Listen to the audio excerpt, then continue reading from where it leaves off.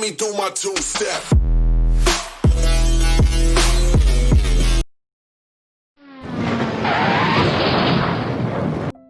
Halo, Assalamualaikum warahmatullahi wabarakatuh. Bersama saya Asa Laili Aprilia dari jurusan Akuntansi Fakultas Ekonomi Universitas Islam Sultan Agung Semarang.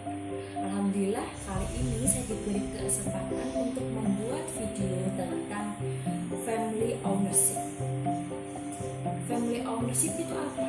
Secara singkatnya, kalau kita melihat perusahaan keluarga yang dikelola, yang dimiliki dan dijalankan oleh anggota keluarga satu atau beberapa keluarga, itu bisa dikatakan family ownership atau tergolong family ownership. Nah, family ownership itu yang mengelola keluarga-keluarganya sendiri. Meskipun demikian, bukan berarti bahwa semuanya pekerja dalam perusahaannya harus merupakan anggota keluarganya sendiri.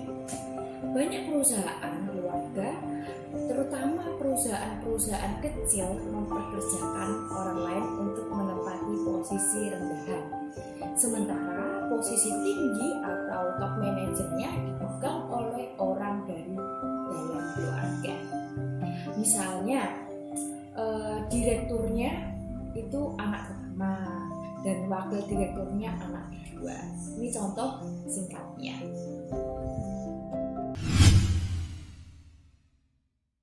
Pengertian family ownership menurut para ahli, menurut Ward dan Arnold dalam Susanto tahun 2007, suatu perusahaan dinamakan bisnis keluarga apabila terdiri dari dua atau lebih anggota keluarga yang mengawasi keuangan perusahaan. Sedangkan menurut Donnelly, suatu organisasi dinamakan bisnis keluarga apabila paling sedikit ada keterlibatan dua generasi dalam keluarga itu dan mereka mempengaruhi kebijakan perusahaan. Menurut Handoyo tahun 2010, perusahaan keluarga atau family business merupakan bisnis yang dimiliki dan atau dikelola oleh sejumlah orang yang memiliki hubungan kekeluargaan baik suami, istri maupun keturunannya termasuk hubungan persaudaraan.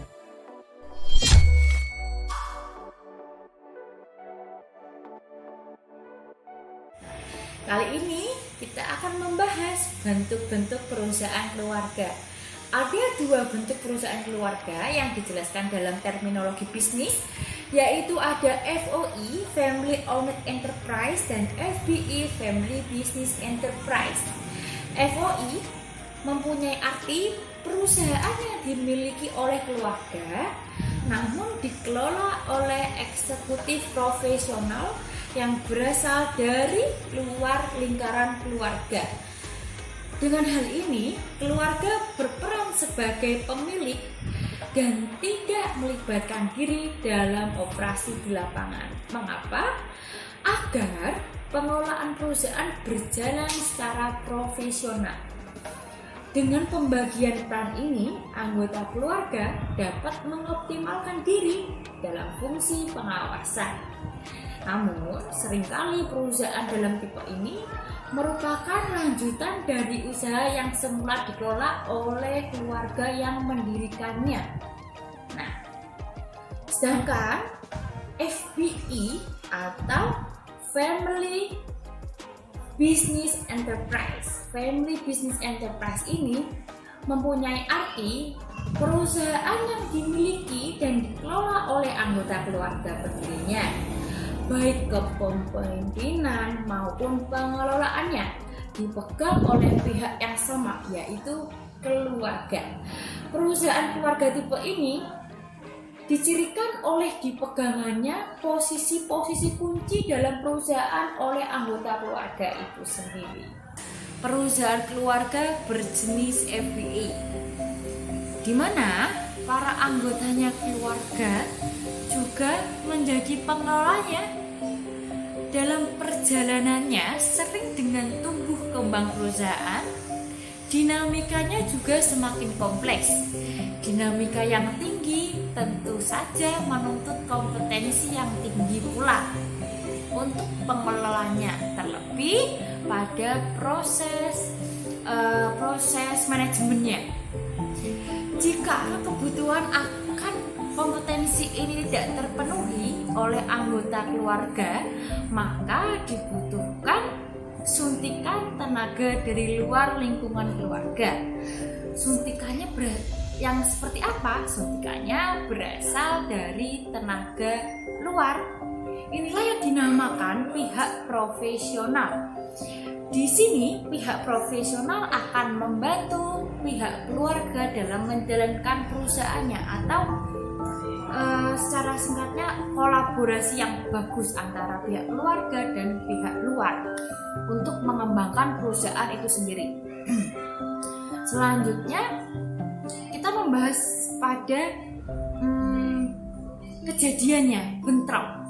Dalam pengelolaan perusahaan keluarga sering terjadi bentrok antara pihak keluarga dan pihak profesional yang saya sebutkan tadi ya, pihak yang mengatur maupun mengelola perusahaan tersebut. Mengapa? Karena masing-masing pihak antara owner atau pemilik maupun kontrol atau pengendali mempunyai kepentingan yang tersendiri. Hal ini disebut konflik sehingga terjadi bentrok. Lalu masuk ke pembahasan GCG. GCG menurut Forum for Corporate Governance in Indonesia, GCG adalah seperangkat peraturan yang mengatur hubungan antara pemegang saham, pengurus atau pengelola perusahaan, pihak kreditur, pemerintah, karyawan, serta pemegang kepentingan internal maupun eksternal lainnya yang berkaitan dengan hak-hak dan kewajiban mereka, atau dengan kata lain, suatu sistem yang mengendalikan perusahaan. Lalu untuk tujuan GCG adalah untuk menciptakan nilai tambah bagi stakeholders menurut Hindermojo tahun 2002. Sedangkan menurut Organization of Economic Cooperation Development, GCG merupakan sekumpulan hubungan antara pihak manajemen perusahaan, board, pemegang saham, dan pihak lainnya mempunyai kepentingan dengan perusahaan. Corporate governance juga mengisyaratkan adanya struktur perangkat untuk mencapai tujuan dan pengawasan atas kinerja.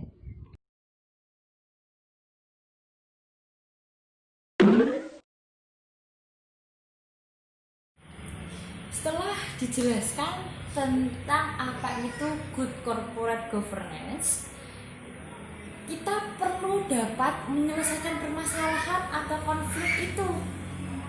Maka perlu adanya pemahaman tentang prinsip-prinsip good corporate governance atau GCG. Dalam penerapannya untuk melakukan GCG dalam suatu perusahaan dibutuhkan prinsip-prinsip sehingga perusahaan bisa melakukan dengan baik. Di antaranya terdapat transparansi.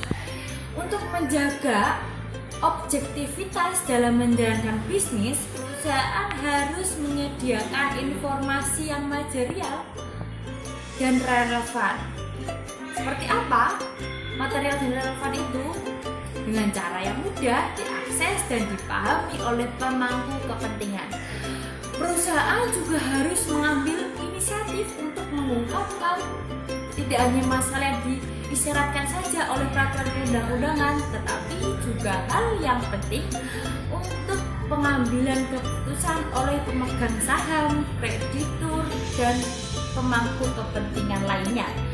Di sini ada dua indikator yang dapat dipakai dalam menilai transparansi perusahaan, yaitu informasi dan kebijakan dalam perusahaan. Informasi yang beredar dalam perusahaan sebagian besar didapat dari atasan, namun tidak menutup kemungkinan ada informasi yang berasal dari bawahan. Jadi sangatlah fleksibel dalam alurnya, dan juga informasi yang dapat akan langsung di-share ke bagian divisi masing-masing. Di sini perusahaan tidak ingin memperpanjang birokrasi, sehingga informasi yang didapat langsung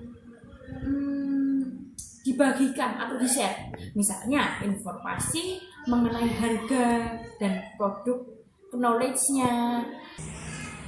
Informasi yang ada juga tidak semerta-merta disalurkan pada bawahan. ada beberapa informasi tertentu yang perlu diolah lagi. Kenapa harus diolah lagi? Karena pengambilan keputusan itu ada pada manajemen atasan. Hal ini dilakukan agar setiap karyawan mengerti informasi tersebut dan memudahkan karyawan untuk memahami informasi yang ada. Sesuai dengan prinsip transparansi, di mana perusahaan harus menyediakan informasi yang mudah dipahami dan diakses oleh pemangku kepentingan. Contohnya, ada informasi mengenai trade promo barang yang diajukan pada karyawan marketing, sales. Ada 2 trade promo, yaitu potong harga dan bonus. Selanjutnya, kebijakan.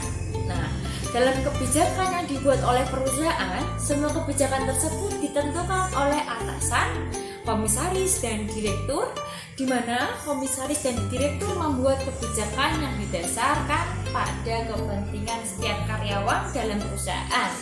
Kebijakan yang dibuat antara lain kebijakan mengenai peraturan perusahaan, kebijakan mengenai kenaikan jabatan, dan kebijakan lain-lain. Kebijakan-kebijakan yang ada tersebut dibuat berdasarkan proses yang menunjang perusahaan. Apabila tidak menunjang, maka langsung dihapuskan. Perusahaan telah berusaha menyampaikan dan menginformasikan setiap kebijakan yang ada dengan baik. Di sini setiap kebijakan ditulis dan ditempel pada dinding perusahaan. Selain itu, kebijakan-kebijakan dibagikan secara langsung pada divisinya masing-masing. Salah satunya seperti kebijakan mengenai peraturan dalam perusahaan. Kebijakan karyawan harus mendapat 1 lembar kopi dari peraturan tersebut dan harus setiap karyawan menandatanganinya oleh admin dan diarsipkan. Dengan begitu, perusahaan dan karyawan akan mengerti dan mengetahui peraturan perusahaan. Dari kedua sisi tersebut, baik informasi maupun kebijakan, sudah terlihat bahwa perusahaan sudah melaksanakan prinsip transparansi. Maka perusahaan sudah menyediakan informasi secara aktual dan jelas. Nah, informasi yang didapat dari perusahaan dilihat dahulu jenis informasinya, ada yang perlu diolah lagi atau tidak. Dengan melakukan hal tersebut, setiap pemangku kepentingan bisa mendapatkan informasi yang akurat dan jelas.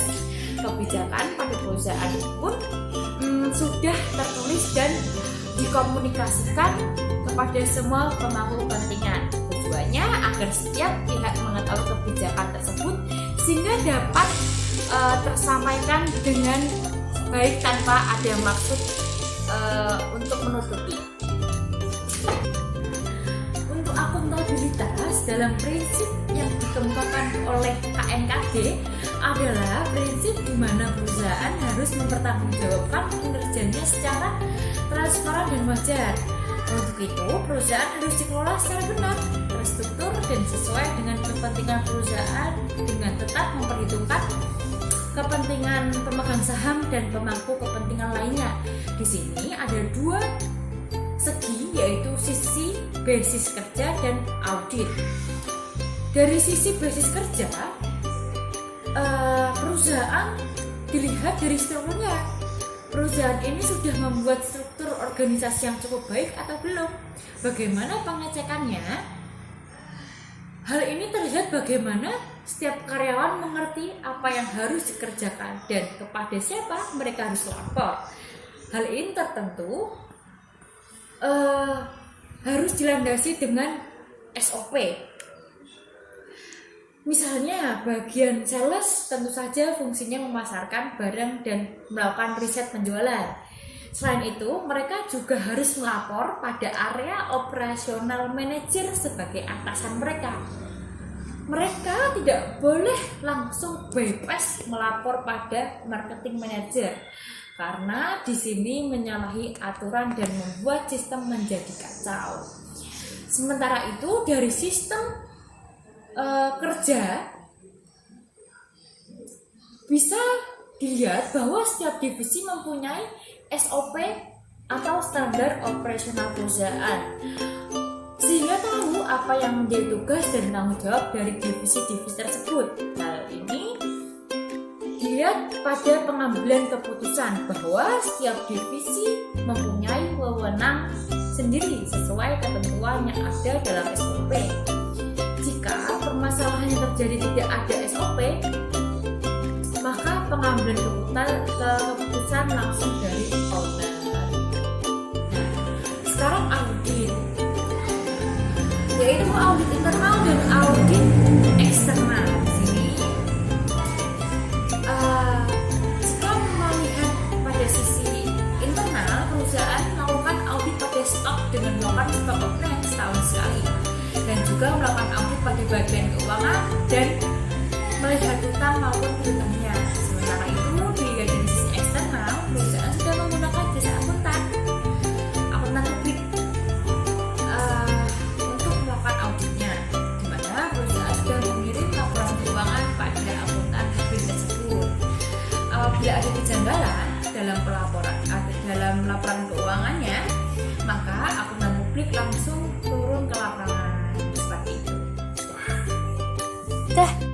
Selanjutnya ada penerapan dalam prinsip responsibilitas.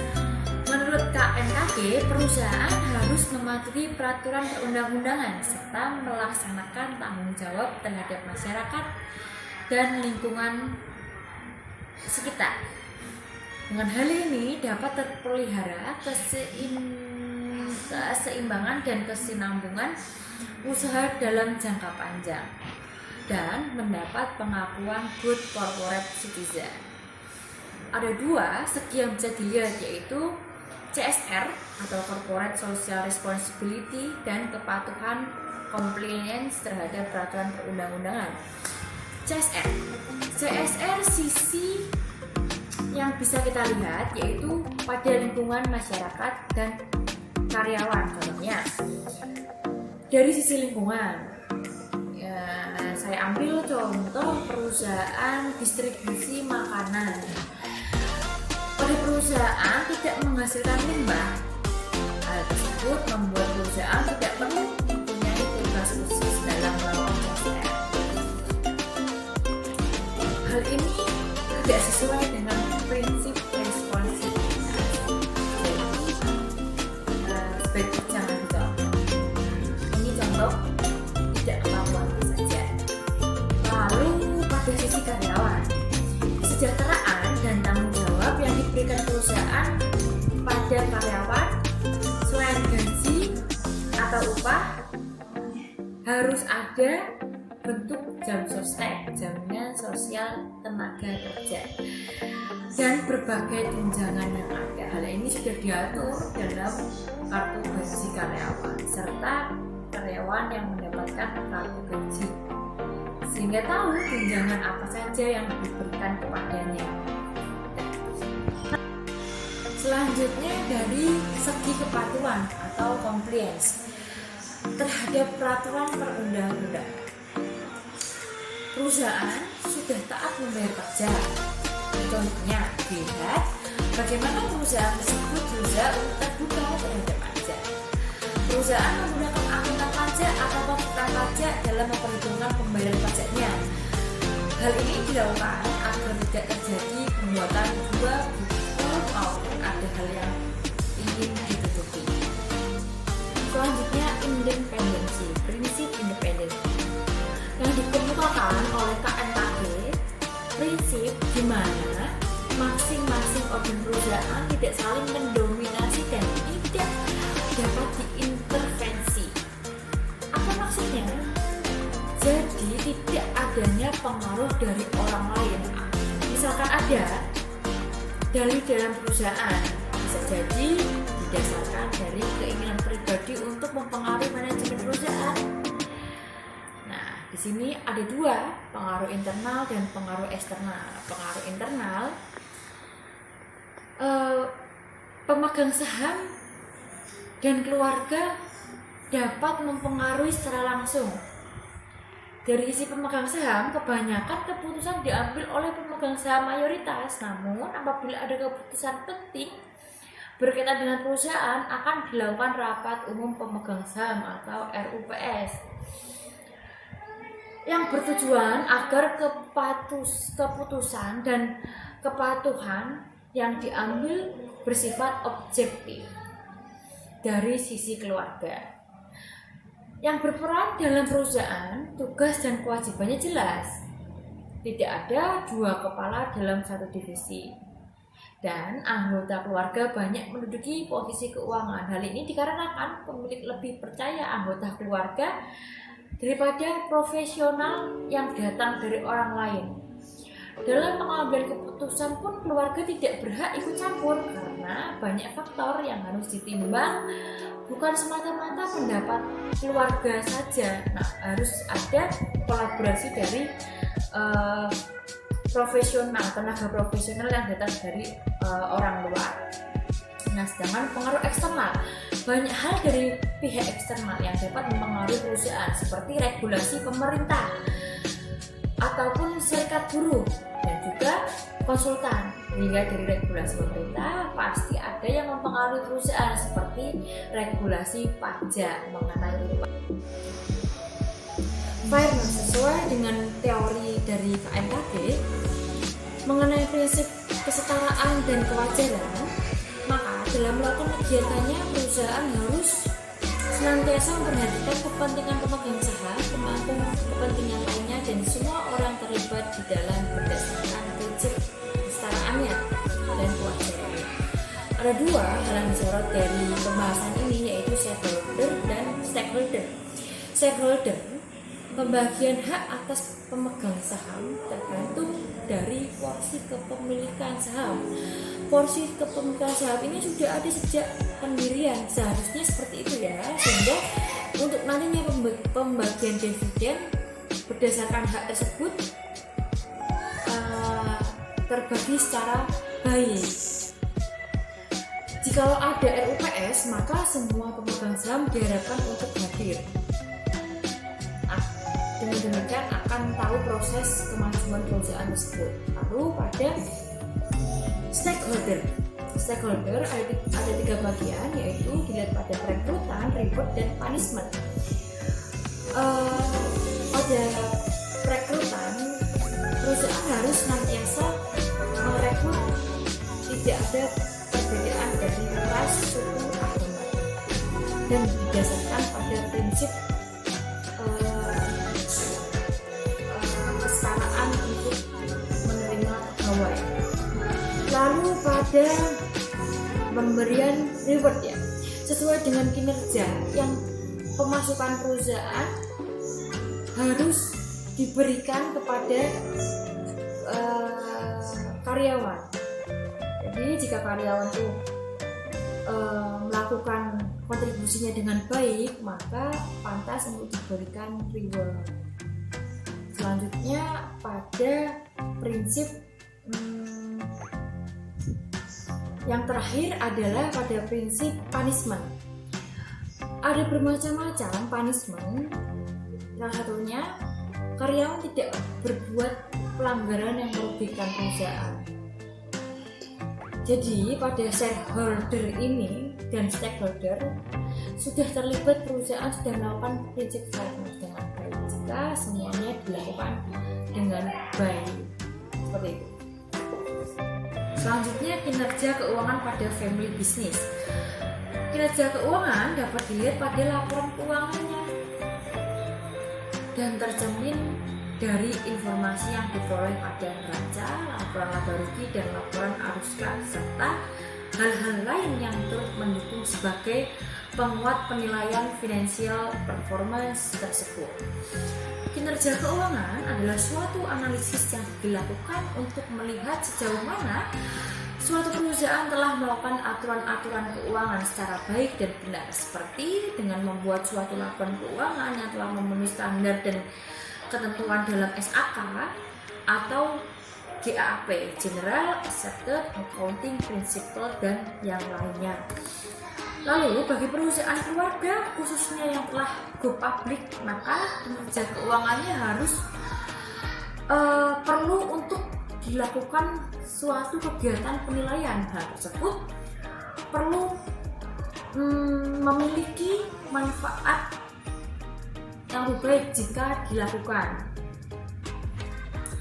baik para pihak internal maupun eksternal perusahaan, pemerintah, investor, dan pihak lainnya memiliki kepentingan. Di Indonesia, jumlah perusahaan keluarga sangatlah banyak, masih kokoh berdiri, sehingga dapat kemungkinan bahwa kinerja keuangan perusahaan keluarga khususnya di Indonesia memiliki hasil yang baik dan lebih terjaga. Sebab tujuan awal dari pendiri untuk mendirikan perusahaan keluarga adalah memberikan sumber pemenuhan kebutuhan bagi keluarganya itu sendiri, pewaris atau generasi selanjutnya di masa mendatang. Sehingga dalam hal tersebut mencerminkan orientasi perusahaan keluarga yang seharusnya lebih panjang dibandingkan perusahaan non-keluarga. Maka kinerja keuangan atas perusahaan keluarga dimungkinkan memiliki nilai atau besaran yang lebih baik dan lebih terjaga.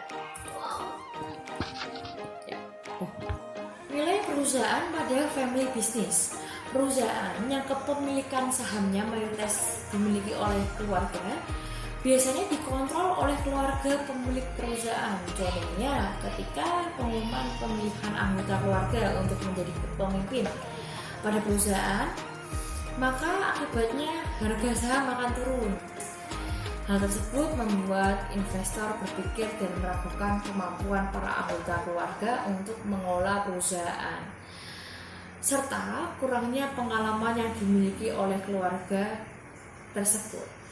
Lalu, pemimpin perusahaan yang telah terpilih bisa berada di puncak pimpinan perusahaan karena mereka adalah anggota keluarga, bukan dari hasil kerja keras sendiri maupun kemampuan, kompetensi, serta kualitas yang dimiliki. Pada kenyataannya, yang dibutuhkan adalah individu yang memiliki kemampuan dan kompetensi sesuai dengan bidangnya. Hal tersebut adalah salah satu faktor yang mendorong adanya respon negatif dari investor. Respon negatif tersebut bisa jadi timbul karena perusahaan keluarga seringkali menggunakan atau menggabungkan fungsi manajemen dan kontrol pada perusahaan karena untuk menghemat biaya yang dikeluarkan perusahaan, yaitu biaya monitoring. Oleh sebab itu, family control yang berlebihan dapat membangun nilai perusahaan yang buruk dan merugikan pemegang saham minoritas. Nah, yang terakhir adalah tren riset pada family business. Sudah dilakukan survei pada seluruh dunia oleh Lansberg pada tahun 1999. Penelitian tersebut menunjukkan rendahnya survival rates perusahaan keluarga dengan menunjukkan hanya 30% perusahaan keluarga di seluruh dunia yang mampu bertahan sampai generasi kedua. Artinya 70% perusahaan keluarga gagal untuk meraih suksesi di tangan kedua atau generasi kedua. Salah satu faktornya yaitu rendahnya survival rates ini. Terletak pada lemahnya perencanaan suksesi, bisa jadi faktanya menunjukkan hanya 20% perusahaan keluarga di Amerika Serikat yang mampu bertahan melampaui 60 tahun pada keluarga yang sama. Kenyataan juga menunjukkan di negara maju seperti Amerika Serikat, hanya 28% dari perusahaan keluarga yang mempunyai rancang dan rencana suksesi dengan hati-hati. Sedangkan yang lainnya hanya menyiapkan warisan. Survival atau survei tersebut juga dilakukan oleh The Jakarta Consulting Group.